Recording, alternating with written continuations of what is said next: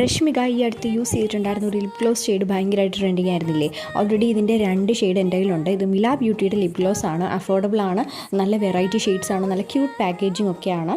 പക്ഷേ ഇതിന് കുറച്ച് നെഗറ്റീവ് സൈഡ് ഉണ്ട്. കാരണം ലിപ് ഗ്ലോസ് ആയതുകൊണ്ട് അറിയാമല്ലോ, ലിപ് ഗ്ലോസ് പെട്ടെന്ന് തന്നെ ട്രാൻസ്ഫർ ആവും, ലിപ്സിൽ സ്റ്റേ ചെയ്യത്തില്ല.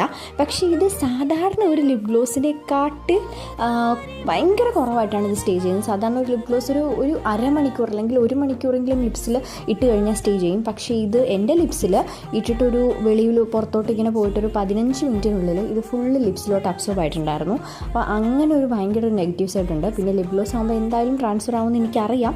പക്ഷേ ഇത് എൻ്റെ കയ്യിലുള്ള ലിപ് ഗ്ലോസിനെ വെച്ച് നോക്കുവാണെങ്കിൽ ഇത് പെട്ടെന്ന് ട്രാൻസ്ഫർ ആവുന്നുണ്ട്. ഒരു ഗ്ലാസ് വെള്ളമൊക്കെ കുടിച്ചിട്ടുണ്ടെങ്കിൽ മൊത്തം പോവും ലിപ്സിൽ നിന്ന്. അപ്പോൾ അത് നോക്കിയിട്ട് വേണം വാങ്ങിക്കാൻ. പിന്നെ നല്ല ഷെയ്ഡ്സാണ്, അഫോർഡബിളാണ്.